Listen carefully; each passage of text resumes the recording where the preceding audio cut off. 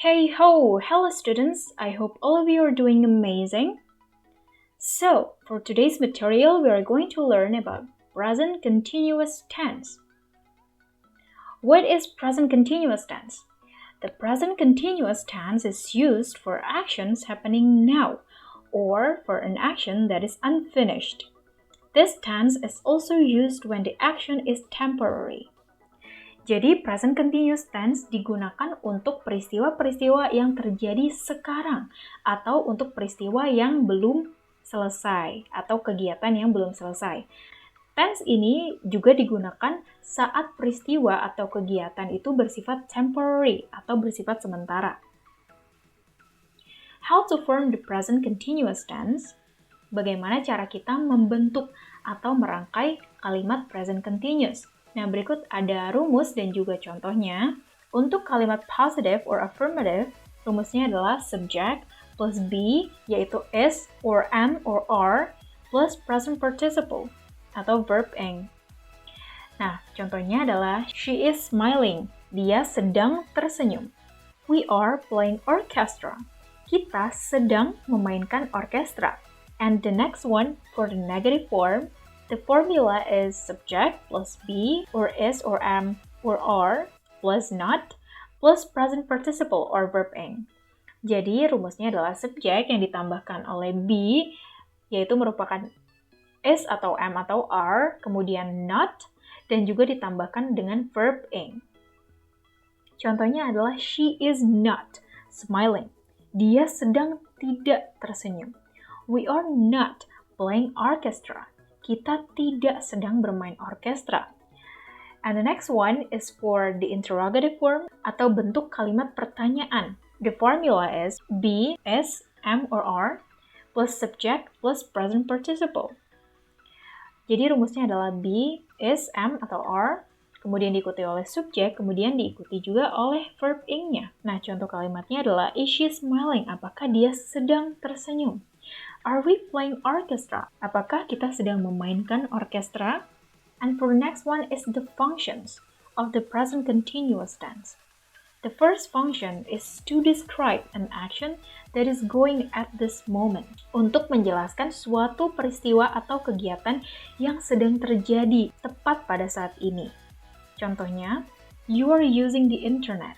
Kamu sedang menggunakan internet. You are studying English grammar. Kamu sedang mempelajari grammar bahasa Inggris. The next function is to describe an action that is going on during this period of time or a trend. Untuk menjelaskan peristiwa atau aksi yang sedang terjadi di periode waktu sekarang atau merupakan tren. Nah, contohnya, are you still working in the same company? Apakah kamu masih bekerja di perusahaan yang sama? Contoh yang kedua, more people are becoming vegetarian. Semakin banyak orang menjadi vegetarian. Next, to describe an action or event in the future, which has already been planned or prepared. Untuk menjelaskan suatu peristiwa atau acara di masa depan yang sudah direncanakan atau telah disiapkan. Nah, contohnya adalah we're going on holiday tomorrow. Kita akan pergi berlibur besok. I'm meeting my boyfriend on Friday. Aku menemui teman laki-lakiku di hari Jumat. Are you visiting the commemoration of Kartini this year? Apakah kamu menghadiri peringatan Kartini tahun ini? Fungsi yang ketiga ini merupakan contoh peristiwa-peristiwa yang akan terjadi di masa depan, namun telah direncanakan sekarang. For the next function is to describe a temporary event or situation. Untuk menjelaskan event atau acara atau situasi yang sementara. For the first example, Miss Didi usually gives us tasks, but she's not giving any today. Bu Dini biasanya memberikan kita tugas, namun dia tidak memberikan kami tugas hari ini. It always rain every night, but it is not raining tonight.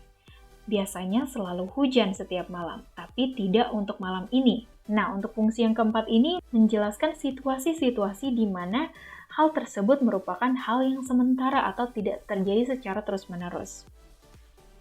And for the next and last function It is to describe and emphasize a continuing series of repeated actions untuk menjelaskan dan juga menekankan peristiwa-peristiwa yang terjadi berulang-ulang yang bersifat berkelanjutan.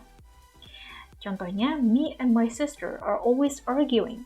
Aku dan juga saudariku selalu berdebat. The virus is constantly infecting people. Virusnya terus-menerus menginfeksi orang-orang. Jadi pada kedua kalimat ini merupakan hal-hal yang terjadi secara berulang-ulang dan juga bersifat berkelanjutan. Nah, itulah 5 fungsi dari present continuous tense. Yep, that's all for today's material. Well done. I hope all of you understand.